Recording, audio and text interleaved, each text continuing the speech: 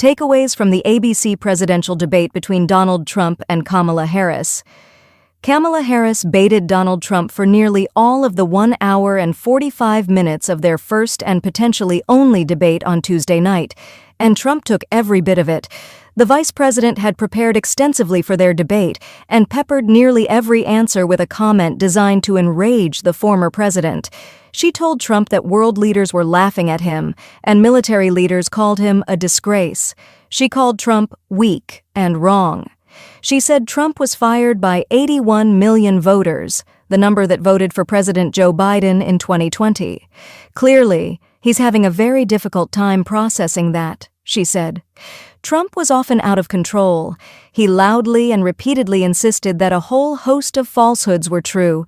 The former president repeated lies about widespread fraud in the 2020 election.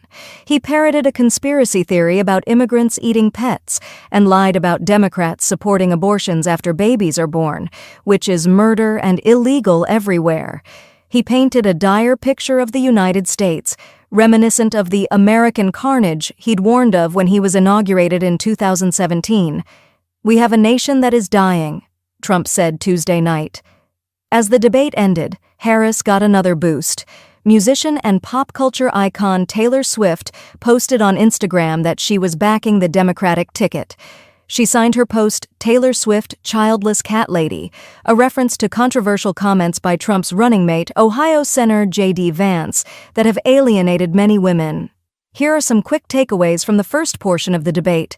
A turning point when Harris jabs Trump over the size of his rally crowds. Harris came on stage with a clear plan: throw Trump off his game. It was, by any measure, a dramatic success. When the vice president mentioned Trump's criminal conviction and outstanding legal issues, he bit. When she called him out for sinking a bipartisan immigration bill, he bit harder. And when Harris suggested Trump's rallies were boring, he nearly choked on the bait.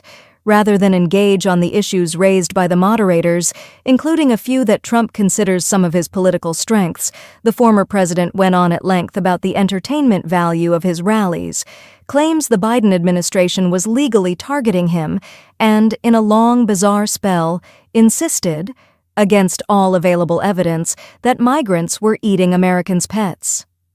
"They're eating the dogs, the people that came in. They're eating the cats. They're eating the pets of the people that live there," Trump said, after Harris criticized him for tanking the immigration bill. Harris looked on as though she was puzzled, but rarely returned to the claims, apparently content to allow Trump go off. Trump seemed especially aggrieved by the vice president's aside about his campaign events, even after Muir sought to redirect the debate to immigration, again, one of Trump's preferred topics. The former president refused to let it go. "First, let me respond as to the rallies," Trump said, mocking Harris's crowds before returning to his own. "People don't leave my rallies. We have the biggest rallies, the most incredible rallies in the history of politics." The first hour of the debate then ended much like it began, with Trump off on a long, narrow-cast tangent about the 2020 election, which he claimed, falsely once again, was stolen from him. Trump traffics in conspiracy theories. Despite signals from even his running mate, Trump did not refrain from repeating the conspiracy theory du jour during the debate. The former president brought up the unfounded conspiracy theory that migrants from Haiti living in Springfield, Ohio, are eating people's cats and dogs. He said at one point, "In Springfield, they're eating the dogs. They're eating the cats. They're eating the pets of people who live there." When ABC News moderator David Muir pointed out that city officials denied any evidence that migrants in Springfield were actually eating pets, Trump doubled down, saying, "The people on television were saying it." When pressed, Trump just said, "We'll find out." When the debate moved to crime, Trump claimed that crime was up in the United States contrary to the rest of the world. There, too, Muir pointed out that, according to FBI data, crime had actually declined in the past few years. Trump, again, deferred to a different conspiracy theory that the FBI is deeply corrupt and issuing defrauding statements. He argued, "It was a fraud." Later in the debate, Trump argued that U.S. elections are a mess and claimed that Democrats are trying to get undocumented immigrants to vote in elections. Fierce argument over abortion, a key issue for both candidates.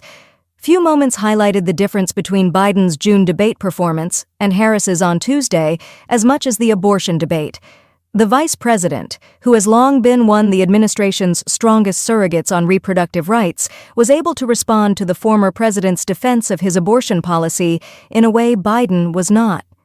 The former president, who appointed 3 of the Supreme Court judges who overturned federal abortion protections, has sought to moderate his stance on the issue by criticizing 6-week abortion bans and reiterating his support for exceptions for rape, incest, and the life of the mother. But he has also defended the overturning of Roe v. Wade. "Now it's not tied up in the federal government," Trump said. "I did a great service in doing it. It took courage to do it." Trump repeated several of the arguments he made about abortion during his June debate with Biden. He argued that everyone wanted the issue returned to the states, despite widespread resistance from Democrats and some independents. He argued inaccurately that a former governor of Virginia said that babies should be executed, a reference to comments former Democratic Governor Ralph Northam, a doctor, made about care for births after non-viable pregnancies. And Trump repeated the false claim that some states allow abortions to be performed after a baby has been born, which drew a fact-check from ABC News' Lindsay Davis. "There is no state in this country where it is legal to kill a baby after it's born," Davis said. Harris responded by highlighting cases where women have been unable to get abortions after being victims of rape or struggled to get miscarriage care. "You want to talk about this is what people wanted?" Harris said.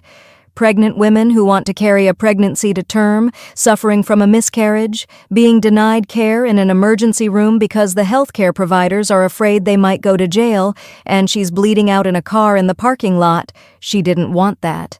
Vice President casts Trump as out for himself. Seeking to introduce herself to voters, Harris set the tone early, drawing contrast with Trump by framing herself as an advocate for middle-class Americans, and framing her opponent as self-absorbed.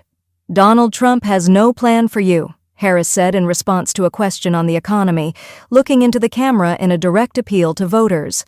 Leaning into her personal biography as she cast herself as a middle-class kid, Harris outlined an economic vision including tax cuts for families and tax deductions for small businesses, while Trump, she said, will do what he has done before, which is to provide a tax cut for billionaires and big corporations. "Trump," Harris continued, "actually has no plan for you, because he is more interested in defending himself than he is in looking out for you." Her campaign has argued in its ads and talking points that Trump is a candidate looking out for himself, and Harris took that message to the debate stage Tuesday. "I will tell you, the one thing you will not hear him talk about is you, and I'll tell you, I believe you deserve a president who actually puts you first," she said. A handshake sets the tone. When Harris and Trump walked onto stage in Philadelphia, it was the first time they'd met in person. Trump, after all, skipped Biden's inauguration. Harris set the tone by walking across the 6 feet separating her podium from Trump's and reaching out for a handshake. She introduced herself and said, "Let's have a good debate." "Nice to see you," Trump responded. It was the first handshake in a presidential debate since Trump and Hillary Clinton squared off in 2016. Trump famously loomed uncomfortably close to Clinton during their town hall-style debate. Trump generally looked forward as Harris spoke, while the vice president communicated through facial expressions. She laughed at some Trump comments, smirked at others, shook her head at some, and at times appeared bemused. When Trump repeated a debunked myth about Haitian immigrants eating pets in Springfield, Ohio, Harris laughed mockingly while shrugging and pointing at Trump.